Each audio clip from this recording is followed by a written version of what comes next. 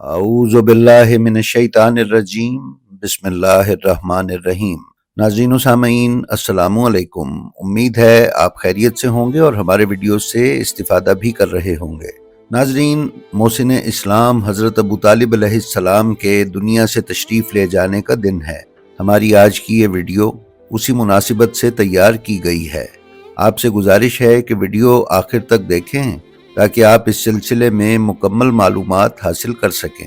تو آئیے چلتے ہیں اپنی آج کی ویڈیو پر۔ ناظرین معظم، حضرت ابو طالب علیہ السلام رسول خدا صلی اللہ علیہ وآلہ وسلم کے دنیا میں تشریف لانے سے 53 سال پہلے اپنے والد گرامی جناب عبد المطلب علیہ السلام کے گھر میں اس دنیا میں تشریف لائے۔ آپ کی والدہ گرامی جناب فاطمہ بنت عمر بن عائز بن مخزوم تھیں۔ آپ رسول اکرم صلی اللہ علیہ وآلہ وسلم کے تایا اور امیر المومنین حضرت علی علیہ السلام کے والد بزرگوار تھے۔ آپ جناب عبد المطلب علیہ السلام کے وصی و جانشین اور رسول اکرم کے سب سے بڑے حامی اور مددگار تھے۔ آپ نے ایک لمحہ بھی خدائے وحدہ لا شریک کی عبادت سے غفلت نہیں کی، بلکہ جناب ابراہیم علیہ السلام کے جانشین اور وصی تھے۔ جناب ابو طالب انبیاء کرام کی پیشگوئیوں کے مطابق خاتم الانبیاء حضرت محمد صلی اللہ علیہ وآلہ وسلم کی نبوت اور رسالت کے منتظر تھے۔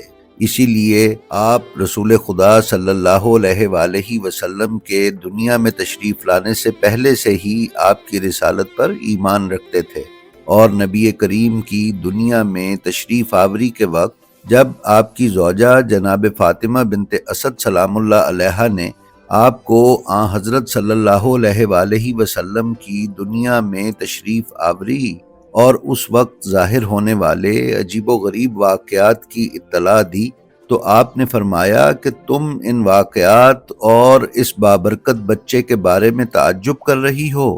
صبر کرو، 30 سال بعد تمہارے گھر میں بھی ایک ایسا ہی بچہ ظہور کرے گا جو اس بچے کا وزیر، وصی اور جانشین ہوگا۔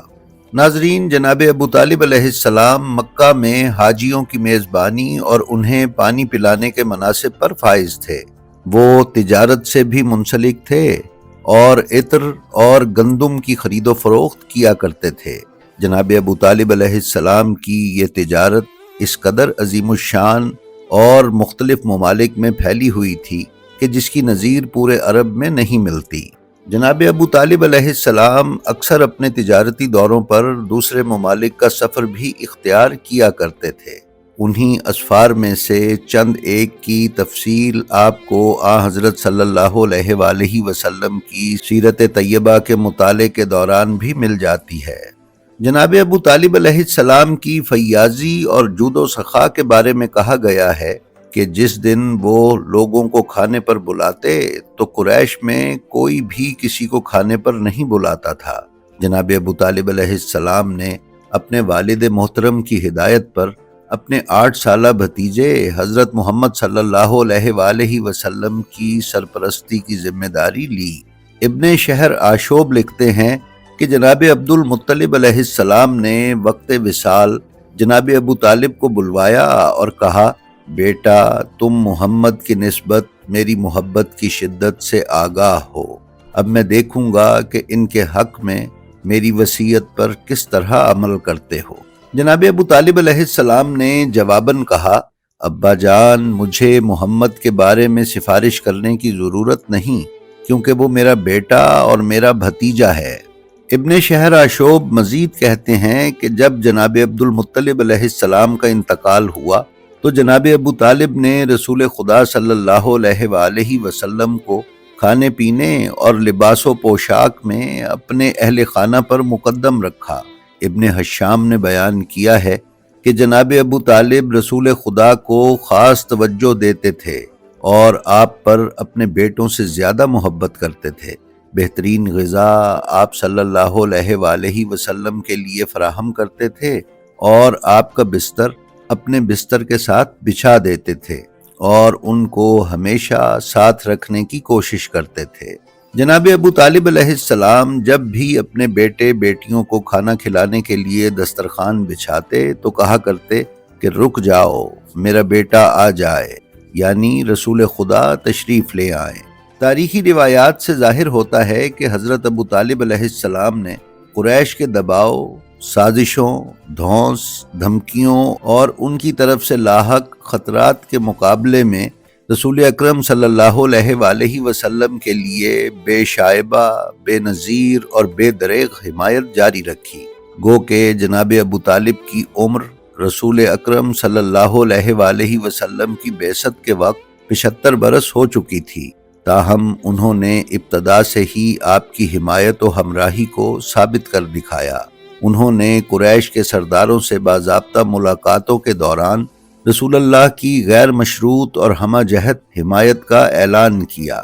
ناظرین، مورخ یعقوبی کے مطابق یہ حمایت اور محبت اس حد تک تھی کہ جناب ابو طالب اور ان کی زوجہ معظمہ حضرت فاطمہ بنت اسد سلام اللہ علیہا رسول اللہ کے لیے ماں باپ کی صورت اختیار کر چکے تھے۔ قریش نے حضرت ابو طالب کو عمارہ بن ولید مخزومی، جو ایک خوبصورت اور طاقتور جوان تھا، کو اپنا لے پالک بیٹا بنانے کی پیشکش کی کہ جس کے مقابلے میں جناب ابو طالب علیہ السلام حضرت محمد صلی اللہ علیہ وآلہ وسلم کو کفار کے حوالے کر دیں، لیکن جناب ابو طالب علیہ السلام نے ان کی پیشکش کو سختی سے ٹھکراتے ہوئے ان کی سرزنش کی۔ رسول اللہ صلی اللہ علیہ وآلہ وسلم کی بعثت کے بعد کفار مکہ نے طرح طرح سے اسلام اور رسول اسلام کے ساتھ اپنی دشمنی کا اظہار کیا۔ مسلمانوں کی ہجرت حبشہ کے بعد جب یہ کفار ناکام ہو گئے تو انہوں نے مسلمانوں کا بائیکاٹ کر دیا۔ اس سوشل بائیکاٹ کی وجہ سے سردار مکہ حضرت ابو طالب علیہ السلام اپنے پورے خاندان کے تحفظ کے مد نظر ان کو لے کر شیب ابی طالب میں آ گئے اور مکمل 3 سال اس سخت قید کی زندگی جناب ابو طالب نے گزار دی، مگر ہادی اکبر کی حفاظت و حمایت سے دستبردار نہ ہوئے۔ انہی ہاشمی و مطلبی قیدیوں میں شہزادی عرب سیدہ خدیجہ سلام اللہ علیہا بھی تھیں، اور صرف حضرت خدیجہ طاہرہ ہی نہیں بلکہ ان کی آغوش محبت میں شہزادی عالم جناب معصومہ سیدہ زہرا سلام اللہ علیہا بھی چند مہینوں کی عمر کی حیثیت سے موجود تھیں۔ حضرت ابو طالب اور ان کے ساتھیوں پر اور ناز و نام کی پلی ہوئی ان شہزادیوں اور پھول سے معصوم بچوں پر ان 3 سال میں کیا کیا گزر گئی کہ اسے خدا کے علاوہ کوئی دوسرا نہیں بتا سکتا، اور ان تکلیفوں کا آج ذرا سا بھی تصور نہیں کیا جا سکتا۔ بھوک سے نڈھال ہو کر تڑپ تڑپ کر رونے والے بچوں کی آوازیں اور فریادیں قریش کے در و بام سے ٹکراتی تھیں، جسے سن کر وہ خوش ہوتے تھے۔ ناظرین، شیب ابی طالب میں یہ مظالم اور نامساعد حالات برداشت کرتے کرتے آخر بعثت کا 10واں سال آ گیا۔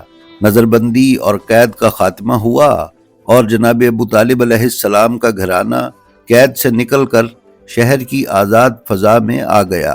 خیال تھا کہ اب کچھ سکون ملے گا، لیکن یہ سال اور بھی منحوس ثابت ہوا اور نبوت کے دونوں مضبوط سہارے یعنی جناب ابو طالب علیہ السلام اور بی بی خدیجہ سلام اللہ علیہا دیکھتے ہی دیکھتے چھن گئے، یعنی ماہ رجب المرجب میں سردار عرب جناب ابو طالب اور صرف 3 مہینے کے بعد اسلام کی شہزادی جناب خدیجۃ الکبریٰ سلام اللہ علیہا نے شہادت اختیار کی اور کفار مکہ کی آنکھیں روشن ہو گئیں۔ وہ پناہ گاہ نہ رہی جس نے ہادی برحق کو پناہ دی تھی، وہ محبوبہ رسول نہ رہی کہ جس نے رسول اکرم صلی اللہ علیہ وآلہ وسلم کو ہر طرح کا سہارا دیا تھا، وہ محترم بزرگ اور شفیق و مربی نہ رہا جو دل بڑھاتا تھا۔ ناظرین، شیب ابی طالب میں واقعہ یہ ہوا تھا کہ ناکہ بندی کے دوران مومن قریش حضرت ابو طالب علیہ السلام کو شدید صعوبتیں جھیلنی پڑی اور شدید دباؤ اور مشکلات سہ لینے کی وجہ سے حضرت ابو طالب کمزور اور بیمار ہو گئے۔ چنانچہ ناکہ بندی کے خاتمے کے 6 مہینے بعد بعثت نبوی کے 10ویں سال میں ہی حضرت ابو طالب علیہ السلام وفات پا گئے، جس کی وجہ سے حضرت رسول اللہ صلی اللہ علیہ وآلہ وسلم کو شدید ترین صدمہ ہوا اور بے تاب ہو کر اپنے چچا اور غمخوار کے سرہانے تشریف فرما ہوئے۔ ان کے چہرے پر اپنا مقدس ہاتھ پھیر پھیر کر فرمایا کہ چچا جان، آپ نے بچپن میں میری تربیت کی، میری یتیمی کے دور میں آپ نے میری سرپرستی کی، اور جب میں بڑا ہوا تو آپ نے میری حمایت اور نصرت کی۔ خداوند متعال میری جانب سے آپ کو جزائے خیر عطا فرمائے۔ ناظرین، حضرت ابو طالب علیہ السلام کی تاریخ وفات کے بارے میں مختلف نظریات پائے جاتے ہیں۔ شیخ طوسی نے 26 رجب 10 بعثت کو جناب ابو طالب علیہ السلام کا روز وفات تحریر کیا ہے۔ یعقوبی نے ماہ رمضان میں حضرت خدیجہ سلام اللہ علیہا کی وفات کا ذکر کرتے ہوئے جناب ابو طالب علیہ السلام کی وفات کو حضرت خدیجہ سلام اللہ علیہا کی وفات کے تیسرے دن قرار دیا ہے، اور وفات کے وقت آپ کی عمر 86 یا 90 سال تحریر کی ہے۔ بعض مورخین یکم ذیقعد اور بعض نے 15 شوال کو آپ کا یوم وفات قرار دیا ہے۔ آپ کی وفات کے دن پیغمبر اکرم صلی اللہ علیہ وآلہ وسلم نے سخت گریہ فرمایا اور حضرت علی علیہ السلام کو غسل و کفن دینے کا حکم دیا، اور آپ نے ان کے لیے طلب رحمت کی دعا کی۔ میت اٹھی تو رسول اللہ صلی اللہ علیہ وآلہ وسلم جنازے سے آگے آگے قبرستان کی طرف روانہ ہوئے، اور راستے میں بھی محسن اسلام کے لیے دعائے خیر فرماتے رہے۔ جب حضرت محمد صلی اللہ علیہ وآلہ وسلم جناب ابو طالب علیہ السلام کے دفن کی جگہ پہنچے تو فرمایا کہ میں اس طرح آپ کی مغفرت اور شفاعت کے لیے دعا کروں گا کہ جن و انس حیران رہ جائیں گے۔ جناب ابو طالب علیہ السلام کے جسد خاکی کو مکہ میں آپ کے والد گرامی حضرت عبد المطلب علیہ السلام کے ساتھ قبرستان ہجون میں سپرد خاک کیا گیا۔ پیغمبر اکرم صلی اللہ علیہ وآلہ وسلم نے حضرت ابو طالب اور حضرت خدیجہ کی وفات کے سال کو عام الحزن کا نام دیا۔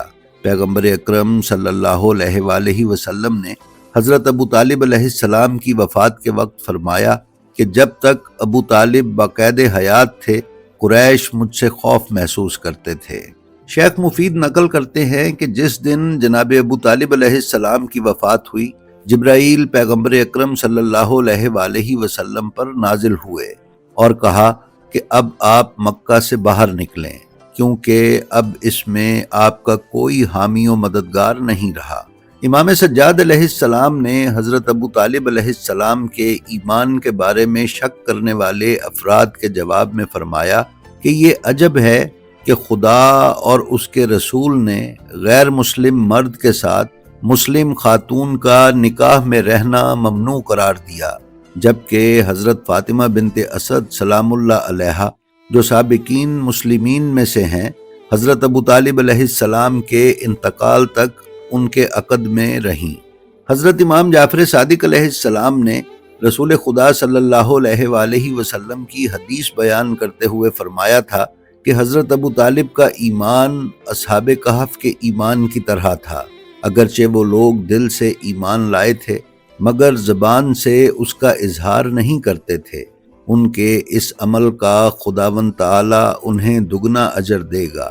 ناظرین، حضرت ابو طالب علیہ السلام نے دین اسلام کی ترویج و تبلیغ کے لیے جو خدمات انجام دیں، ان کے بارے میں ابن ابی الحدید شرح نہج البلاغہ میں لکھتا ہے کہ کسی شخص نے حضرت ابو طالب کے ایمان سے متعلق کتاب لکھی اور مجھ سے کہا کہ اس کے بارے میں اپنی رائے کا اظہار کروں اور اس پر اپنے ہاتھ سے کچھ لکھوں۔ میں نے کچھ اشعار اس کتاب کی پشت پر لکھ دیے جن کا مضمون یہ تھا کہ اگر حضرت ابو طالب اور ان کے فرزند حضرت علی نہ ہوتے تو دین اسلام ہرگز قائم نہیں ہو سکتا تھا۔ باپ نے مکے میں پیغمبر کی حمایت کی اور بیٹا یثرب میں موت کی حد تک آگے بڑھ گیا۔ جی تو ناظرین، یہ تھی ہماری آج کی ویڈیو۔ ہمیں امید ہے یہ آپ کو پسند آئی ہوگی۔ اگر آپ ہمارے چینل بلینڈ آف ہسٹری پر نئے ہیں تو ہم آپ سے گزارش کرتے ہیں کہ برائے مہربانی اسے سبسکرائب کر لیں اور اس کے بیل آئیکن پر کلک کر کے آل نوٹیفیکیشنز کی سیٹنگ کا انتخاب کر لیں تاکہ آپ اس پر پیش کی جانے والی کسی بھی ویڈیو سے محروم نہ رہ سکیں۔ اس کے ساتھ ہی ساتھ ہماری جو ویڈیو آپ کو پسند آئے اس کا لنک اپنے حلقہ احباب میں شیئر کر کے علوم محمد و آل محمد علیہ السلام کی ترویج و اشاعت میں ہمارے حصے دار بنیں۔ آپ اپنا اور اپنے متعلقین کا بے حد خیال رکھیں اور خلق خدا میں آسانیاں تقسیم کرتے رہیں۔ خدا آپ کا حامی و ناصر ہو۔ السلام علیکم۔